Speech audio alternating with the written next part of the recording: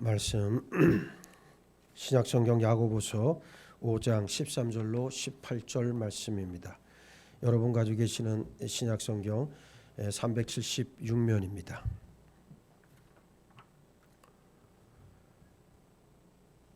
한 절씩 교독하겠습니다. 제가 먼저 봉독합니다.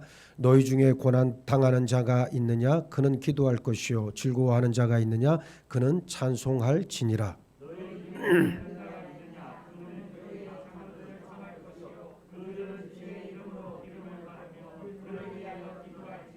믿음의 기도는 병든 자를 구원하리니 주께서 그를 일으키시리라. 혹시 죄를 범하였을지라도 사하심을 받으리라.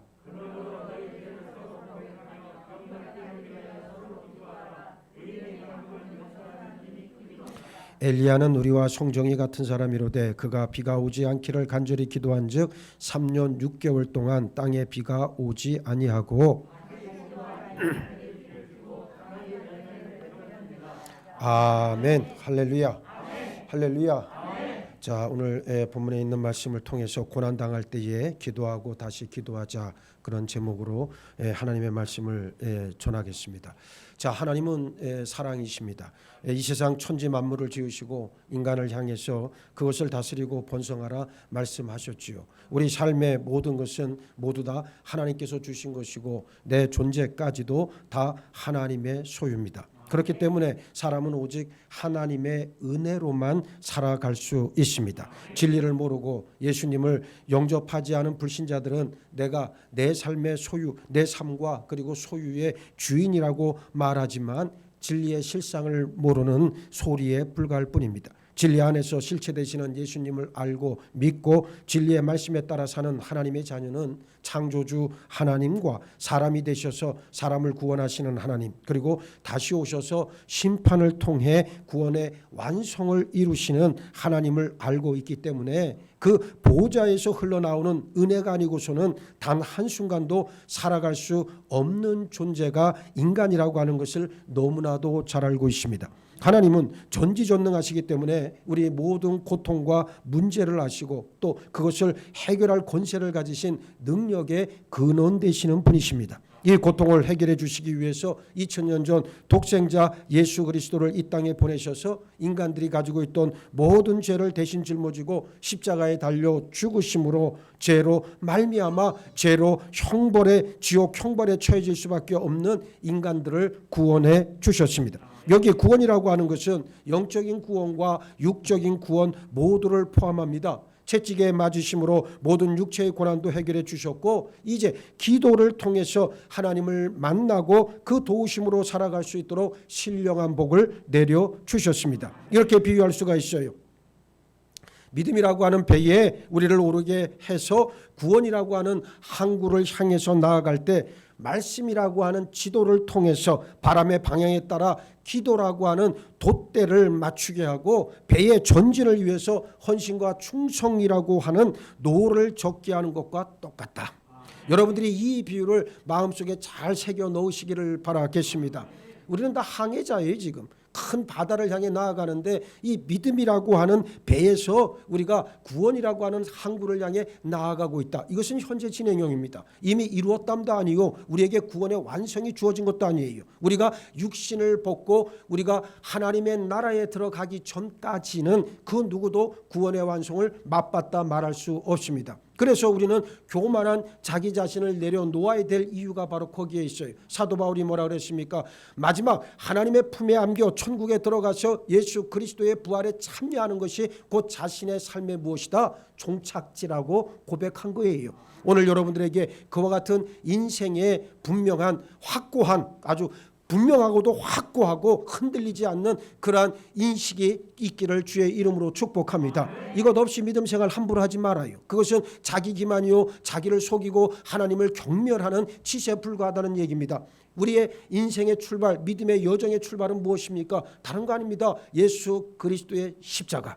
그 십자가에서 출발선을 삼고 그리고 우리의 종착지는 어디입니까? 저 아버지의 나라 천국에 우리가 들어가는데 천국에 그냥 들어가는 게 아니에요. 하나님의 자녀에게 하나님께서 무슨 은혜를 베풀어 주셨냐? 예수 그리스도의 부활의 권능에 참여할 수 있는 허락, 은혜의 복을 허락해 주셨다. 우리가 예수 그리스도와 함께 똑같이 부활의 권능에 우리가 참여하는 거예요. 이것을 여러분들이 믿음으로 믿으시기를 바랍니다. 이것이 우리 심령 가운데 구원의 확증으로 자리를 잡고 있어야 돼. 이게 없으면 그 사람은 미안한 말이지만 믿음 없는 자일 뿐이야. 네. 솔직하게 말씀을 드려서 여러분들이 십자가에서 출발하지도 않았고 그리고 예수 그리스도의 부활의 권능에 참여하지도 할까 말까 모르는 사람들 대부분이에요. 의외로 많아요. 왜 그렇습니까? 저들은 자신의 믿음이라고 하는 것에 대한 본질을 이해하지 못하기 때문에 그래요. 믿음의 본질이라고 하는 것은 뭡니까? 사도 바울이 말했듯이 뭡니까? 지금까지 지나온 거 내 삶의 여정 가운데 내 뒤에 있는 것들은 전부 다 어떻게 한다? 잊어버리고 오직 무엇만 바라보고 앞에 있는 것만을. 그럼 앞에 있는 게 뭡니까? 예수 그리스도죠. 당연한 거지. 근데 그걸 좀 더 상세하게 말하면 조금 전에 제가 말씀드렸지만 앞에 있는 건 바로 뭐예요? 저 천국에 있는 예수 그리스도 부활의 권능에 참여하는 것. 이것을 바라보고 어떻게 했다는 거예요? 갔다는 거예요. 이제 빌립보 감옥에 갇혀서 조금 있으면 자신이 사형당할 걸, 그것도 잠수 목이 떨어져 죽을 것을 이미 사도 바울은 예견하고 있었어요. 그러면서 그가 이야기하길 뭐라 그럽니까? 빌립보 교회 성도들에게 뭐라 그럽니까? 기뻐하고 기뻐하라. 그 말이 여러분 쉽게 나올 말은 아니잖아요. 유언이잖아요. 이제 마지막 말이에요. 그런데 빌립보 교회 성도들에게 뭐라 그럽니까? 이제 조금 있으면 내가 죽어야 되는데 내가 괴로워서 나 사도 바울은 지금 죽음을 눈앞에 두고 몹시 괴롭다. 나를 위해 기도해 달라. 가 아니고 이미 죽을 것은 예견되어 있는 거고 한 번 죽는 건 사람에게 정해진 이치란 말이에요. 예? 그건 당연한 거예요. 그 길을 누구든 다 통과해서 갈 수밖에 없는 거예요. 오늘 여기서 지금 이 예배 가운데 여러분들 중에 혹시라도 누군가는 죽음을 두려워하거나 죽음을 회피하려고 하는 분들이 분명히 있을 거라고. 막상 죽음의 역사가 여러분들에게 임하기 시작하면 어떻게 합니까? 아이고 무서워라. 아이고 나는 내 믿음대로 살지도 못했고 나는 껍데기였고 나는 정말 아무것도 아니고 일평생을 살며 70년 80년을 살면서도 단 한 번 하나님 앞에 진실한 회개도 하지 않았고 괴롭고 시커먼 또 옛날에 또 들은 얘기들은 있잖아요. 그러니까 죄를 지으면 저 시커먼 것들이 와갖고 나를 지옥으로 데려간다더라. 뭐 그런 환상에 또 사로잡히고.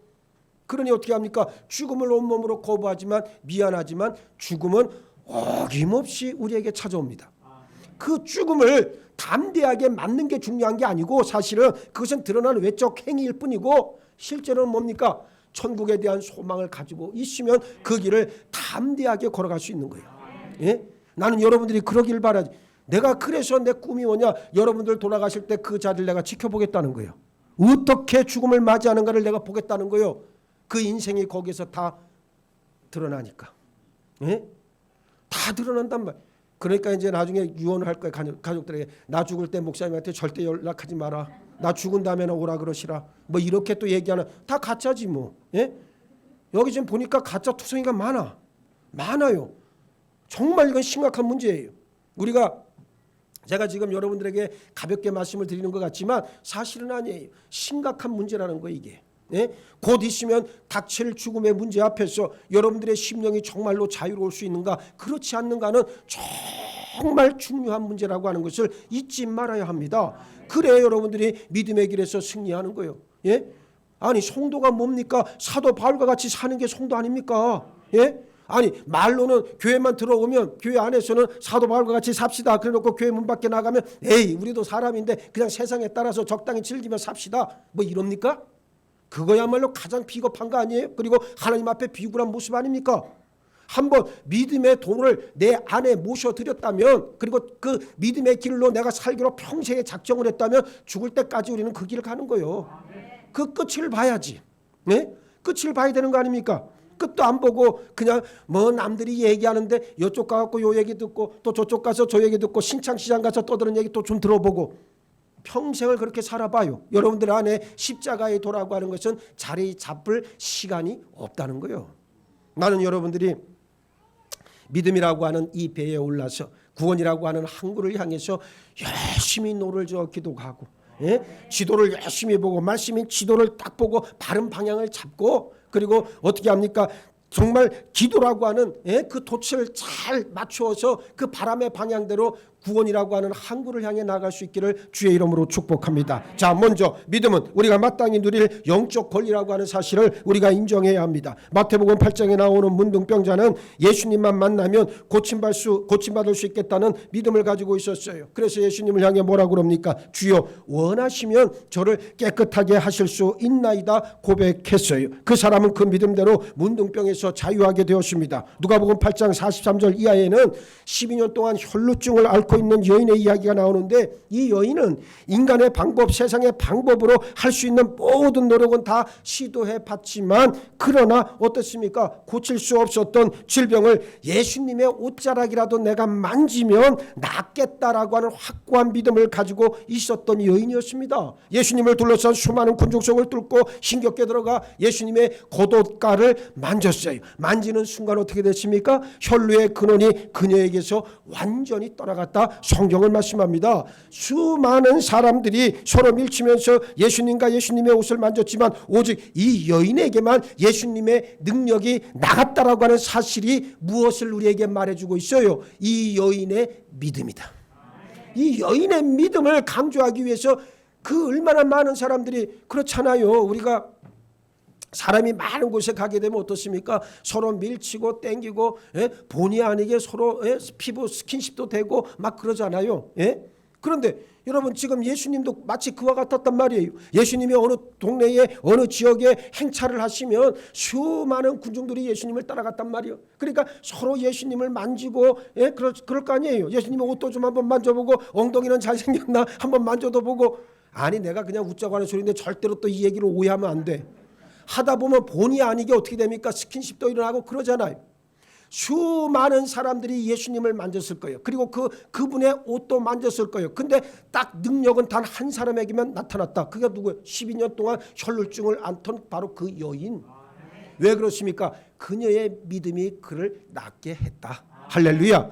할렐루야. 우리는 이 믿음의 법칙을 분명히 알고 있어야 됩니다. 우리가 예배 시간에 나왔다고 해서 문제를 해결받고 병고침을 받는 건 절대로 아닙니다. 그 예배 속에서 하나님을 만나야만 어떠한 불가능도 해결받는 복을 받는 줄 믿으시기 바랍니다. 혈루증을 앓던 여인은 예수님의 옷자락이라도 만지면 낫겠다는 확고한 믿음 때문에 치유받았어요. 지금도 이 같은 믿음으로 예수님이 내 문제를 해결해 주실 분이라고 하는 분명하고도 확실한 믿음을 가지고 나오는 사람에게 예수님은 어떻게 합니까? 그 즉시 역사하십니다. 예수님은 세상에서 고통당하는 사람들을 찾아가 고통을 해결해 주시는 전능하신 분이시고, 당신이 약속하신 말씀을 이루시는 말씀의 완성자이십니다. 성경책만 들고 교회에 왔다 갔다 하지 말고 성경 속에 있는 축복의 말씀, 언약의 말씀을 내 것으로 소유하는 체험의 믿음이 반드시 필요하다, 그 말이요. 체험이 없잖아요, 여러분. 감정으로 뭘 느끼고 감정으로 못했다, 그걸 여러분들은 체험이라고 말하는데 그 감정은 갖다 버리세요. 그 감정 가지고는 하나님 만날 수 없습니다. 단지 중요한 것은 약속의 말씀이 내 믿음 안에서 확증으로 분명한 자리자김. 그래서 여기에 스티그마가 있어야 돼. 흔적이 남아야 돼. 그 말씀에 흔적이 남아야 되고, 그 확실한 증거를 붙잡으면 어떻게 합니까? 지금 당장 때려 죽여도 나는 예수 그리스도의 손 붙잡고 끝까지 천국을 향해 갈 수가 있는 거예요. 그런데 많은 사람들은 현실에서는 어떻게 합니까? 이래 갔다 저리 갔다 그저 바람에 휩쓸리는 뭐 마냥 갈 때 뭐냐 여기에도 붙었다 저기에도 붙었다 그러면서 이게 믿음 생활이다 착각들을 하는데, 미안한 말이지만 정말 모를까요? 알고 있죠. 우리는 하나님의 길을 알고 있잖아요. 사실은 어떻게 하라는 게 하나님의 뜻이 무엇인가를 알고 있습니다. 나를 향하신 하나님의 가장 소중하고 기뻐하시는 뜻이 무엇인가 다 알아요. 근데 애써 외면할 뿐이고 애써 피할 뿐이다. 네? 내 속에서 이미 알고 있어요. 알고 있기 때문에 그 길을 걸어가기만 하면 되는데, 사도 바울과 같이 모든 것을 다 버리고 이제 그 길만을 향해 나아가면 되는데, 그래도 하나님은 그를 굶어 죽게 하지 않으시고, 그를 물론 많은 공고한 가운데 처했지만 그러나 그가 얻은 것은 뭐예요? 수많은 영혼이었다는 거. 그것이 사도 바울의 위대함 아니겠습니까? 오늘 사도 바울이 없었으면 오늘 우리가 이 자리에 이렇게 나와서 예배 드릴 수도 없었을 거예요. 사도 바울의 희생, 사도 바울의 헌신이 있었기 때문에 오늘 우리가 예수를 알게 되었고 복음을 영접하게 된 거 아니겠습니까? 오늘 여러분들에게도 그와 같은 결단이 있기를 주의 이름으로 축복합니다. 그가 찔림은 우리의 허물 때문이요 그가 상함은 우리의 죄 때문이라. 그가 징계를 받음으로 우리는 평화를 누리고 그가 채찍에 맞음으로 우리는 나음을 받았도다. 우리는 다 양 같아서 그릇 행하여 각기 제 길로 갔거늘 하나님께서는 우리 모두의 죄악을 그에게 담당시키셨도다. 여러분 잘 알고 있는 이사야 53장에 있는 말씀 아닙니까? 그 2000년 전 예수께서 채찍에 맞으심으로 말미암아 우리 모든 질병의 값을 치르고 해결하셨음을 여러분의 믿음으로 선포하시길 바랍니다. 믿음은 우리가 누릴 권리입니다. 믿는 자에게 영적 권리는 주어지고 능력이 임한다는 사실을 인정해야 합니다. 진리의 세계를 안다면 얼마나 깊고 큰지 또 얼마나 풍성한지 놀라지 않을 수 없습니다. 관건은 진리가 나에게 임했을 때 내 손으로 꽉 붙잡아야 한다는 말이에요. 말씀의 은혜라고 하는 게 바로 그와 똑같습니다. 말씀은 언제나 그 자리에 있잖아요. 그런데 그 말씀을 읽고 있는 내가 어느 날 갑자기 그 말씀에 대해서 반응하기 시작하고 눈이 떠지기 시작하고 그럴 때 어떻게 합니까? 그 말씀을 꽉 붙잡게 되는 은혜가 임하는 거예요. 그런데 이 은혜가 아무에게나 임하느냐? 절대로 임하지 않습니다. 하나님 앞에 사모하는 자에게, 영적인 갈급함이 있는 자에게, 그런 자에게 말씀이 임한다는 거예요. 여러분 생각을 해보세요. 하나님의 약속의 말씀이 나에게 주시는 말씀으로 이 안에서 나에게 주시는 말씀으로까지 나에게 올 때까지는 하나님의 얼마나 깊고 놀라운 구원의 경륜이 작용하겠습니까? 그렇지 않습니까? 그 구원의 경륜이라고 하는 게 아무에게나 다 찾아가는 건 아니다. 누구냐? 그렇다고 해서 예쁘고 잘생기고 잘난 사람에게 하나님께서 역사 아닙니다. 그게 아니고 갈급한 자, 하나님을 사모하는데 그 사모함이 진정으로 갈급해하는 자에게 하나님의 말씀은 임하더라 그 말이요. 그래서 제가 늘 여러분들에게 아주 밥 먹듯이 하는 말이 바로 무슨 얘기요? 여러분의 삶에 대해 애절함을 가져라, 갈급하라. 그 얘기를 내가 여러분들에게 드리는 거예요. 예? 새벽 기도요? 간단하죠. 비가 오나 눈이 오나 그냥 나오면 되는 거예요. 거기에 무슨 핑계가 필요합니까? 아프고 힘들고 뭐 괴롭고. 여러분은 여러분들이 중심이잖아. 여러분들 자신이 지금 하나님 아니요? 예? 아니에요? 여러분 자신이 하나님이잖아. 아니라고? 엄매? 아니 그런 양반들이 왜 맨날 빼먹어? 예? 그러면 안 되지.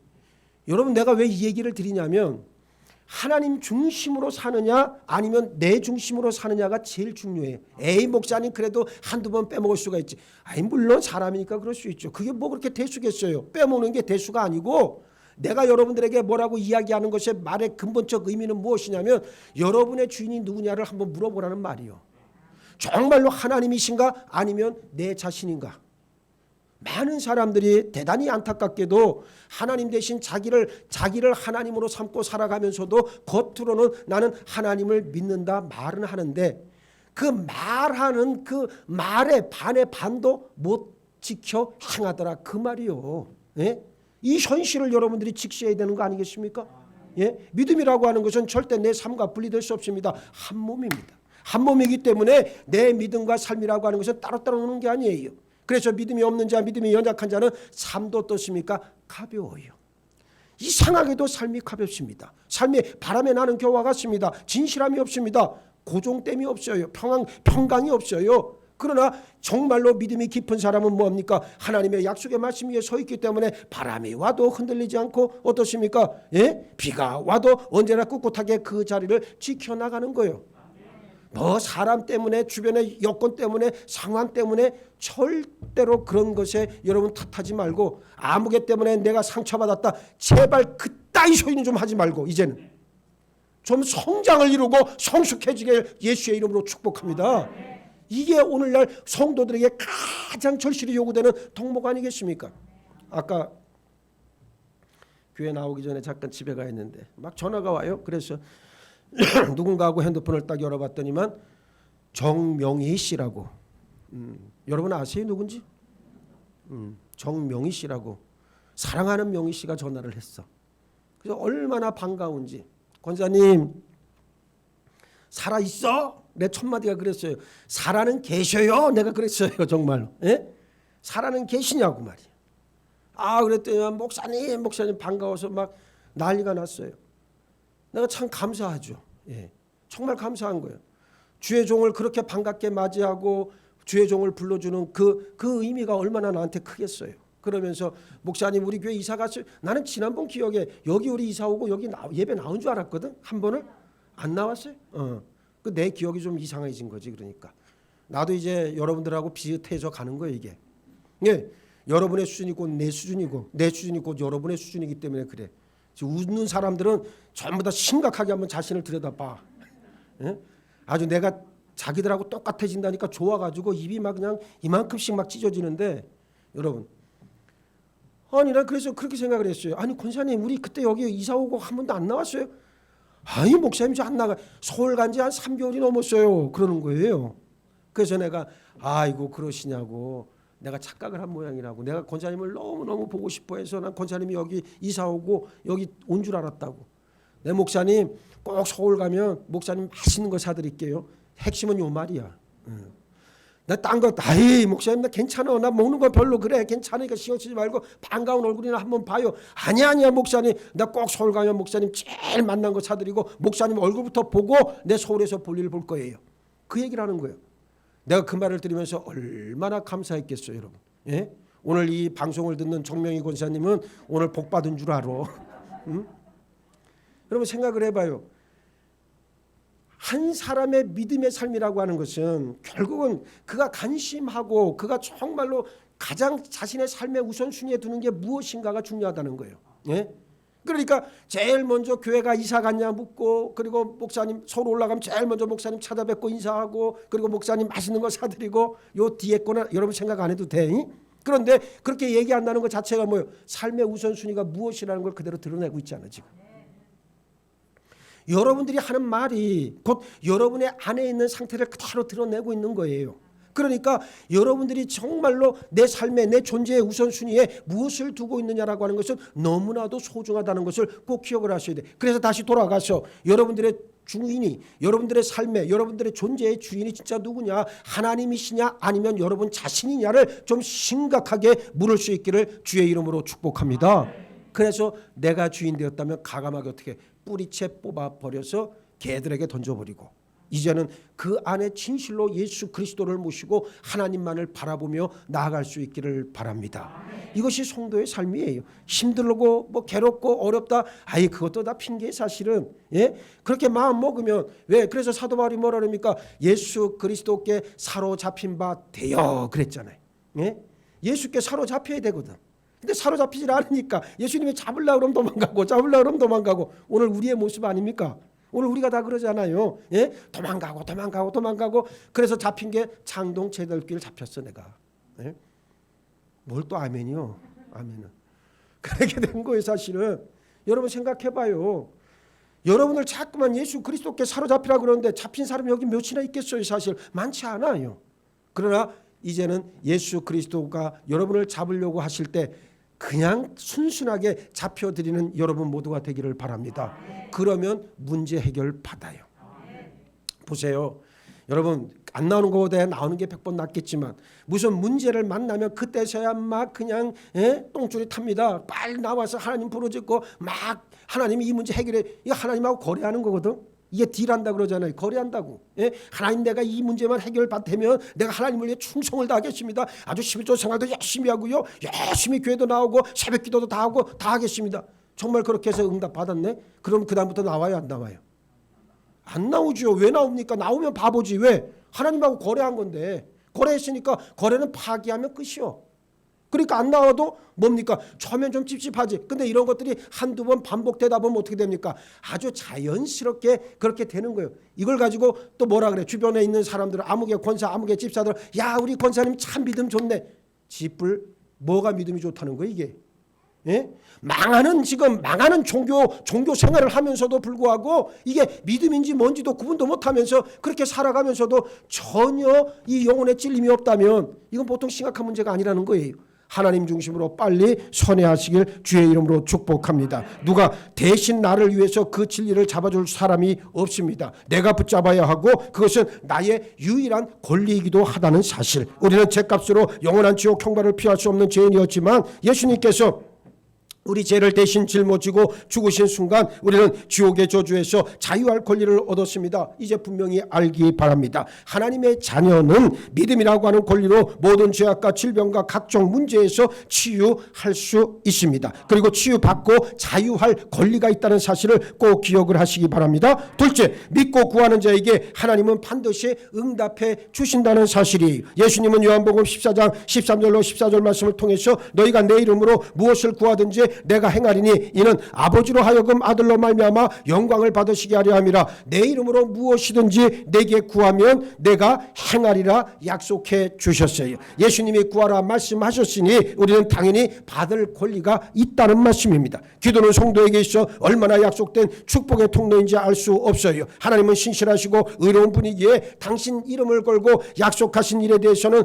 당신 이름을 위해 반드시 응답하십니다. 예수님은 당신 이름으로 무엇이든 구하면 내가 시행하겠다 약속해 주셨어요. 그러므로 기도하지 않는 것은 약속의 말씀을 믿지 않는 불신앙일 뿐입니다. 세상 사는 동안 쉴 새 없이 닥쳐오는 수많은 문제들을 기도로 해결받고 믿음으로 사는 신실한 믿음의 사람들 다 되기를 축복합니다. 본문에서 너희 중에 고난 당하는 자가 있느냐? 저는 기도할 것이요 말씀함으로 해결 방법을 우리에게 알려주십니다. 하나님과의 만남은 인격적인 관계에서 이루어지기 때문에 우리 모든 것을 속속들이 다 아시지만 거저 해결해 주시는 것이 아니라 우리 믿음의 기도를 통해 우리와 인격적으로 만나기를 원하십니다. 그 통로가 바로 무엇이다? 기도라고 하는 말입니다. 기도를 통해 고통과 어려움, 아픔과 상처를 하나님 앞에 올려놓을 때 하나님께서는 그것들을 받으시고 그 즉시 해결해 주십니다. 따라서 기도하라고 하는 말은 주시겠다는 뜻이되 무조건적인 것이 아니고 믿고 구하는 자에게 주시겠다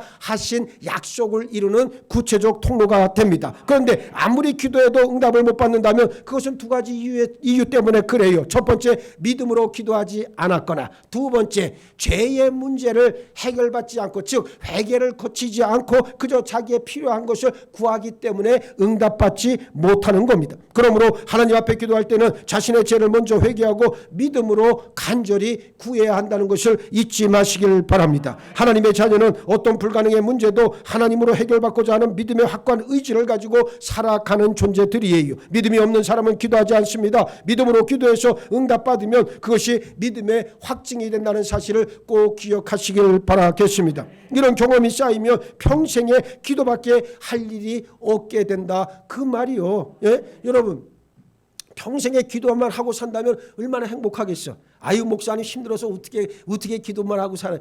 그 믿음 없는 자들이 하는 소리고 더러운 귀신이 속삭이는 소리일 뿐이고 실제로는 뭡니까? 우리는 기도하면서도 충분히 살아갈 수 있어요. 예? 정말 기도의 그 깊은 경지에 들어가 있는 사람들은 하루에 몇 시간을 내서라도 하나님과 소통하고 교제하는 그 기도의 모든 것을 다 자신의 것을 내어놓고 하나님과 깊은 그런 관계 속으로 들어가는 것 우리가 많이 봅니다. 여러분, 그저 새벽기도 나와서 한 30분 기도하고 돌아가는 것으로 만족하면 절대로 안 돼요. 하루 생활 가운데 최소한 몇 시간. 예? 제가 볼 때는 우리 성도들은 그래요. 목사는 하루에 5시간, 장로는 4시간, 권사는 3시간, 집사는 2시간. 이 정도는 기도해야 돼. 여봐, 아무도 아멘 안 하잖아.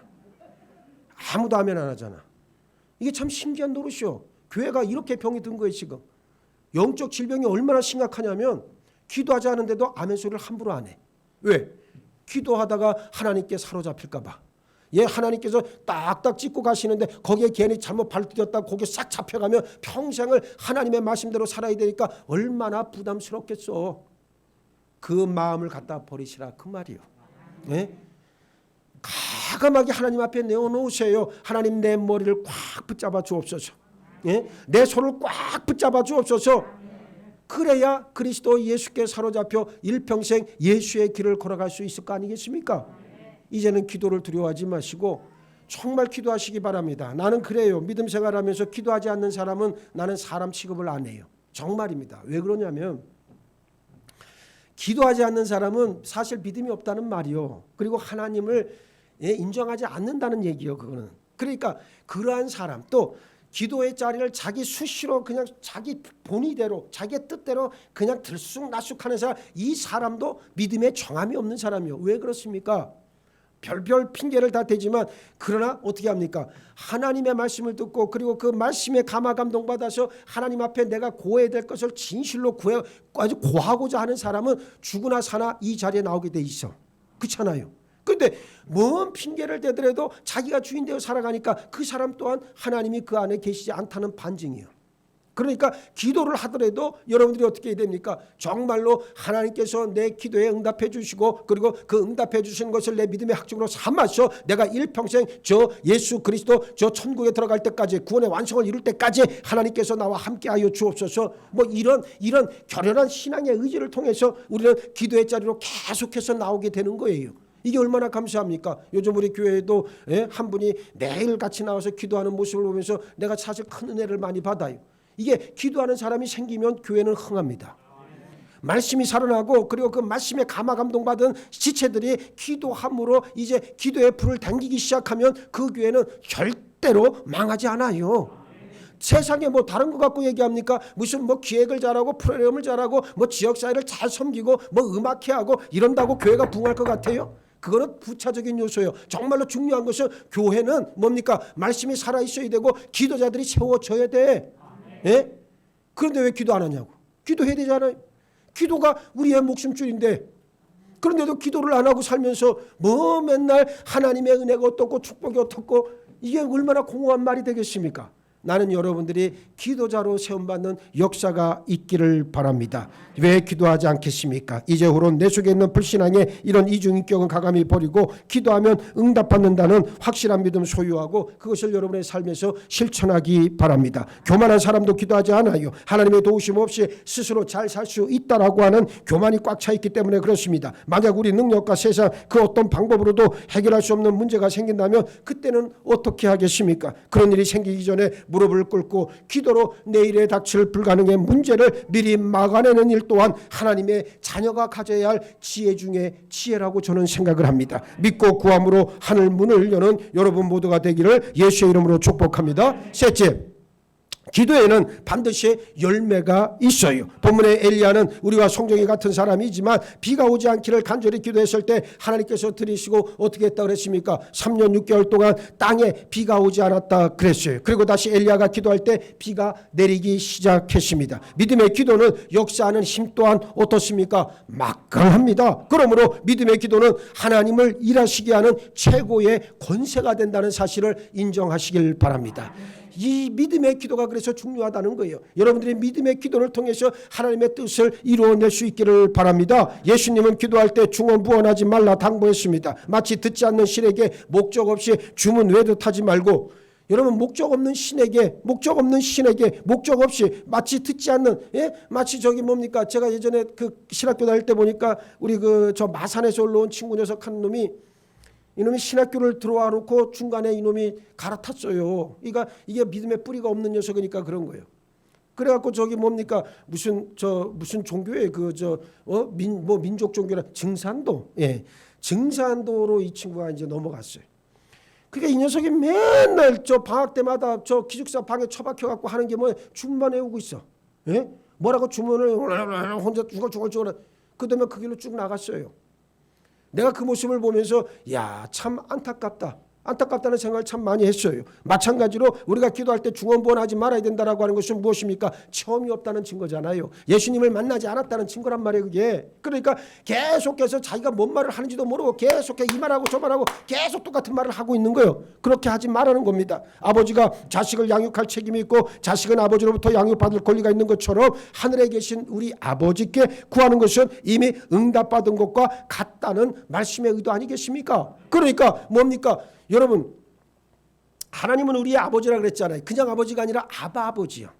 내가 예전에 자식을 낳아서 키울 때 아버지로서 내가 참 지금 후회하는 것 중에 하나가 뭐냐면 자식들을 너무 엄하게 키웠어요. 나는 굉장히 엄하게 키웠습니다. 그게 참 후회가 돼요. 우스갯소리 하잖아요. 우리 다 큰 놈들이 하는 말이 뭐라고? 지금도 같이 사는 사람이 맨날 놀리는데 옆에서 애들이 그 뭐라 그래? 시리얼 시리얼을 우유에 이제 말아 먹잖아요. 아이들이 학교를 이제 빨리 가고 뭐 이러니까. 그럼 이제 내가 방에 있다가 그 소리가 듣기 싫었던 모양이야. 아짜삭아짝 씹히는 소리가. 야, 시끄러. 그러면 이제 들어가갖고 둘이 방에 쭈그리고 앉아가지고 우유를 한 모금 입에 물고서는 소리 안 나게 하려고 녹여서 먹는데도 또 그 소리가 들렸던 모양이야. 그래서 내가 막 뭐라 그랬다고. 지금도 장난처럼 얘기하는데 내 사실 마음은 찢어져요. 예? 아, 내가 그렇게 못된 사람이었구나. 예? 그 아들의 입장을 내가 생각을 해보면, 야, 참 나는 정말 이놈은 이건 지옥에 들어가도 이건 시원찮을 놈이야 이거는. 예? 그때 그 상황으로 내가 돌아간다면 내가 아이들에게 무릎 꿇고 내가 빌고 싶어.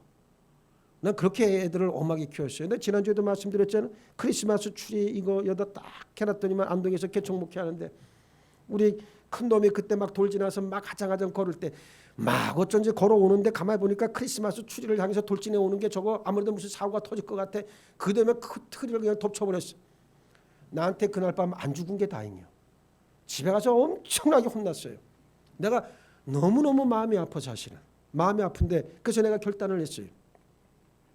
이제 손주가 태어나면 손주하고 친구 먹어야 되겠다. 아니 진짜예요. 난 그렇게 결단을 했어. 그래서 할아버지라고 부르지 말고 야 친구야 이렇게 부르라고 아주 딱 설정을 해놓고 이제 무슨 말이든 다 반말로. 내가 너무 아이들을 엄하게 키웠더니만 아이들은 바르게 자랐지만 그러나 뭡니까? 나한테 씻을 수 없는 오명이 남은 거예요. 우리 아빠는 왜 저렇게 엄했고 어쩌면 지들 눈에는 무자비했을 것 같기도 하고 또 때리기까지 했으니까 또 폭행을 일삼았던 아버지라고 하는 인식도 있을 거 아니에요. 나 참 대단히 내가 애들한테 미안하고 정말 내가 어찌할 수 없는 마음이 있어요. 그래서 내가 우리 집사람한테도 가끔 그런 얘기를 해요. 나중에 손주가 태어나면 난 친구처럼 지낼 것이다. 나 뭐 두고 봐요. 그렇게 하나하나. 예? 난 그렇게 하려고 아주 작정을 했어요. 내가 지금 왜 이 얘기를 드리냐면 여러분 보세요. 무슨 변명을 하더라도 아버지가 자식을 때리고 뭐 아니면 사랑으로 품어안든 어떻든 간에 그게 부모 자식이라고 하는 관계성이 있으니까 우리가 지금까지 이렇게 나올 수 있는 거잖아요. 우리가 찾는 하나님은 우리가 부르는 하나님은 바로 그런 아버지예요. 정말 아버지예요. 그 아버지라고 하는 이 분명한 각인이 내 안에 들어와 있어야 돼요. 그래야 아버지를 향해서 내가 요구할 걸 요구하는 거예요. 여러분들은 지금 저 위에 계신 하나님 또는 엄격하신 하나님 뭐 이런 생각할지 모르겠지만 성경 속에서나 나오는 하나님 그 정도로 생각한다면 대단히 미안하지만 그분은 아직 하나님을 만나지 못한 분이요. 하나님은 정말 나의 아버지십니다. 나의 아버지시고 그냥 아버지가 아니라 아버지가 됩니다. 아빠라고 내가 능히 부를 수 있을 만큼의 애정과 그리고 사랑으로 충만히 나를 대해주시는 분이 바로 누구시다? 하나님이시라고 하는 거예요. 그래서 이런 하나님을 우리는 불러야 된다는 말입니다. 여러분 아버지의 제사는 나중에 누구 것이 됩니까? 아들 몫이 되잖아요. 마찬가지예요. 결국 자식의 목이 되듯 로마서 8장 17절에서 사도 바울이 자녀이면 또한 상속자 곧 하나님의 상속자요 그리스도와 함께한 상속자니 우리가 그와 함께 영광을 받기 위하여 고난도 함께 받아야 할 것이다 그랬는데 하나님의 자녀된 우리는 아버지의 큰 복의 후사임을 절대적으로 믿어야 한다는 말이에요. 그래서 아까 제일 처음으로 제가 말씀드렸던 모두에서 말씀드렸던 것처럼 우리의 종착, 우리 믿음의 종착지인 저 천국의 예수 그리스도의 부활의 권능에 참여하는 바로 그 지경까지 나아가는 게 구원의 완성이라고 말씀을 드렸잖아요. 그러니까 이 얘기에 비추어서 보게 되어지면 여러분 우리는 상속자가 되었기 때문에 하나님께로부터 우리는 상속자로 인정을 받았어요. 자녀이기 때문에 상속자가 된 거예요. 그래서 그 천국을 우리를 위해서 무엇을 주시겠다? 후사로 주셨다는 거예요. 여러분 이보다 더 큰 복이 어디 있습니까? 이 복은 세상의 것들과 여러분 할 수가 없어. 여러분 세상에서 돈 많이 벌고 잘 살고 뭐 그런다고 해봐야 그게 뭔 소용이 있습니까? 100년도 안 되는 걸. 그러나 우리는 영원한 천국의 뭡니까? 상속자라고 하는 사실을 잊지 마시길 바라겠습니다. 자녀들에게 그걸 가르쳐줘야 돼. 여러분 보세요. 요즘 젊은 엄마들은 자녀들에게 얘기 안 하잖아요. 우리 어렸을 때만 해도 뭐 어른들 주변에서 늘 듣는 말이 사람 꾸시려야 된다. 사람으로서는 양심이 있어야 된다. 뭐 그런 얘기를 수도 없이 들었잖아. 네? 요즘에 누가 그런 사람들 젊은 사람들에게 누가 그런 얘기를 해줍니까? 그러니까 저들의 영혼이 막 방황하는 거예요. 예? 뭐가 뭔지를 몰라. 인성이라고 하는 것을 어디가 찾지도 못하고 도덕 윤리는 이미 땅에 떨어진 지 오래고 누가 나 얘기를 안 해주니까 그렇다고 나이 먹은 사람들이 옛날 어른들과 같이 정말로 정말로 저들이 하나님 앞에서 정말 정직하고 신실하게 살았는가? 내가 요즘 가만히 생각을 해보니까 우리 교회 빼고, 우리 교회는 다 그렇지만 전체적인 평균의 수준으로 봤을 때 여러분 보세요. 교회에서 인성교육이 됩니까? 예절교육이 됩니까? 경우가 돼. 우리 지난주에 일남성교회 우리 부부동반 식사했잖아요. 예? 김옥희 권사님 그때 안 나왔지? 예. 아 맞아. 저분이 어디 갔다 그랬지 그날. 예. 그렇게 찾으니까 없더라고. 보고 싶어서. 그런데 여러분 보세요. 내가 거기서 딱 가는데 우리 이편환 장로님이 이제 회장님이니까 잘 들으셔니?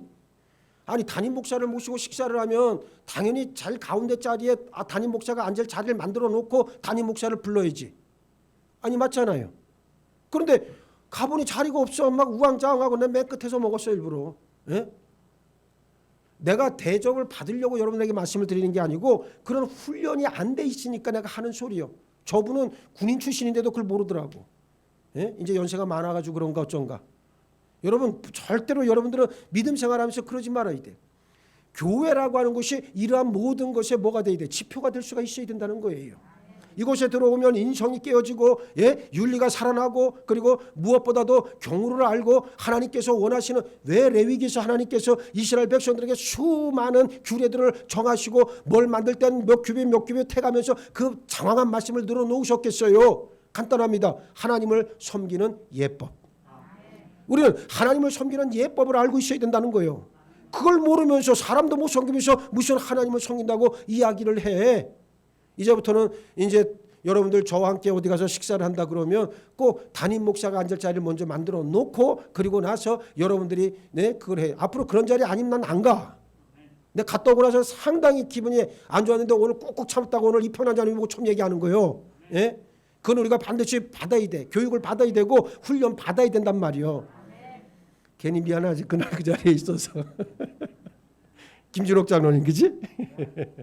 내가 일부러 그러는 거예요. 이것도 훈련이니까. 절대 여러분들 오해하지 마세요. 내가 대접받으려는 게 아니에요. 그건 가장 근본이에요. 네?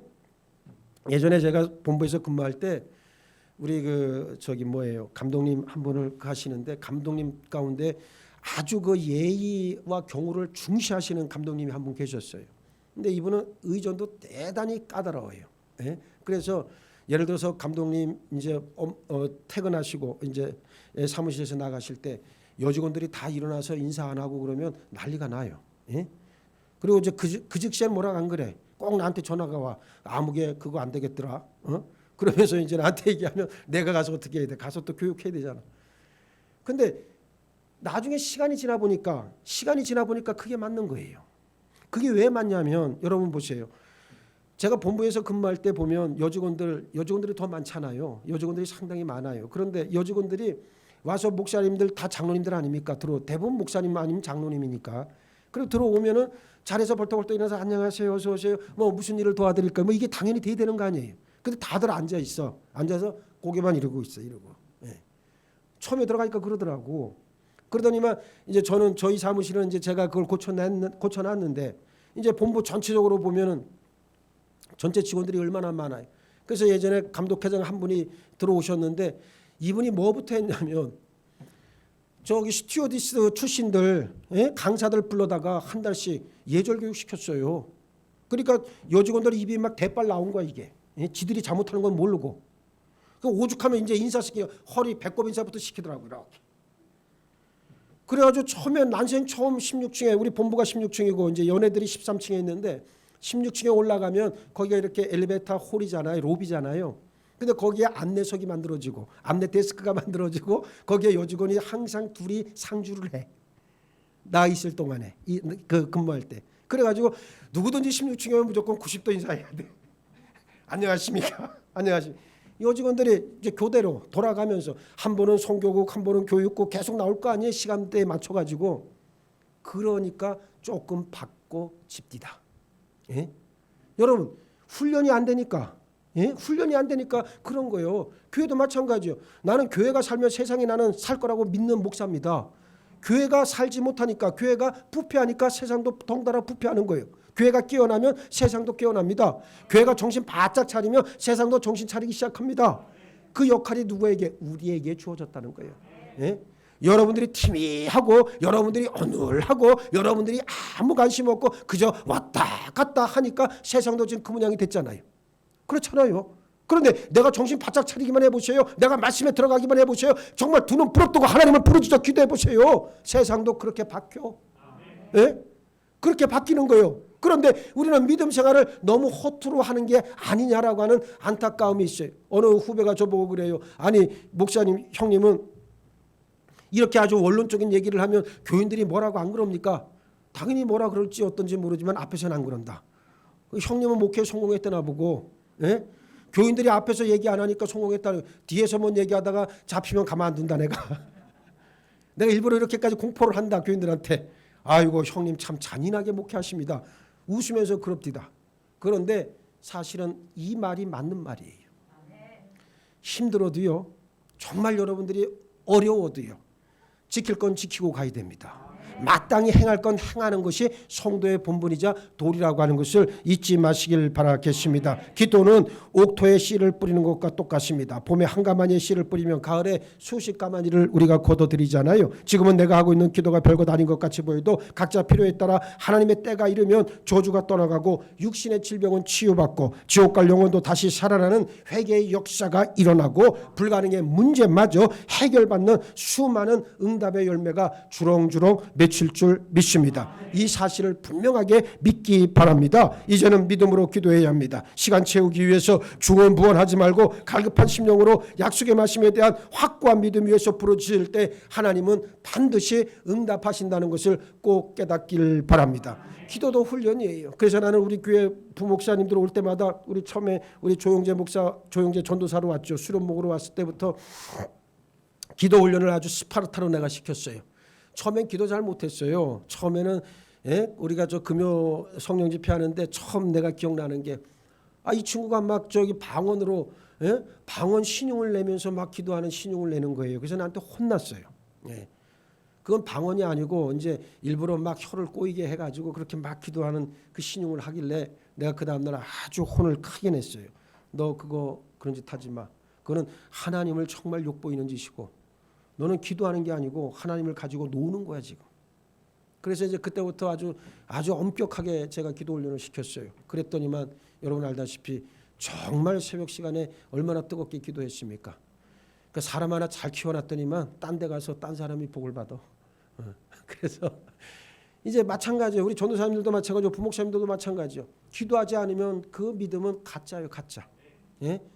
기도란 어떻게 하느냐. 내가 그래서 지금도 우리 김 목사에게 내가 늘 하는 말이 있어요. 마음속에 있는 것을 있는 그대로 정직하게 토설하는 훈련을 해라. 중언부언하는 것은 뭡니까? 내 안이 아직 정직하지 않다는 증거예요. 그게. 예? 중언부언한다는 말이 무슨 말? 여러분들도 본인도 모르게 중언부언하잖아요. 어떤 분 믿음 없는 사람 기도자리 시켜놓으면 뭐라 그래요? 예? 한 말 또 하고 또 하고. 자기가 끊고 싶어도 못 끊어. 왜 못 끊는지 알아요? 자기가 하고 있는 말이 뭔 말인지도 모르고 계속 그 말자락을 붙잡고 늘어지다 보니까 아이고 끊어야 되는데 끊어집니까? 안 끊어집니까? 안 끊어지지. 그래서 써서 하는 거예요 사실은. 예? 그런데 가만히 생각을 해보라고. 이 중언부언한다고 하는 건 심각한 문제인 거예요 이게. 왜냐하면 하나님을 만난 경험이 없으니까 그리고 내가 내 자신을 정확하게 들여다본 정직한 눈으로 들여다본 성찰의 과정이 없었으니까 그러니까 자꾸만 한 말 또 하고 또 하고 또 하는데 그게 나랑 무슨 상관이 있다는 말이에요. 나는 여러분들이 중언부언하지 말기를 바라고 말을 못해도 괜찮아요. 차라리 입을 닫아도 괜찮아요. 그런데 내 속에 있는 것만을 정확하게 드러내시길 바랍니다. 하나님 내가 지금 누구가 정말 죽도록 미워 죽겠습니다. 예? 이제 새벽 기도 시간에 한번 그렇게 기도해 보아야 되겠어. 예?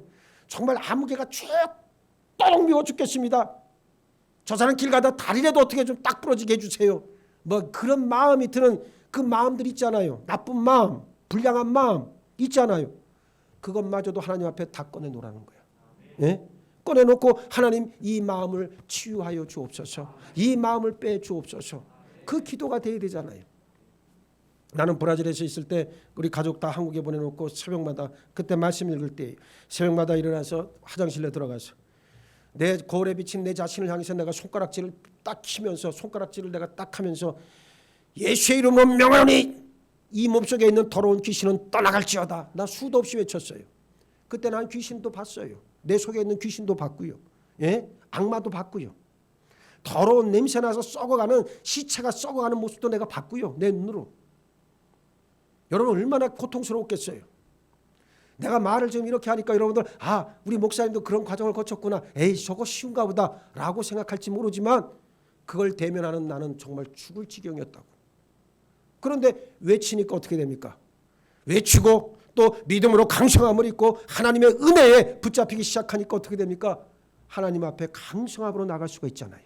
나는 오늘 여러분들에게 그와 같은 은혜가 임하길 바랍니다. 제발 좀 흐리멍텅하게 믿음 생활하지 말고 정말 죽으면 죽으리라.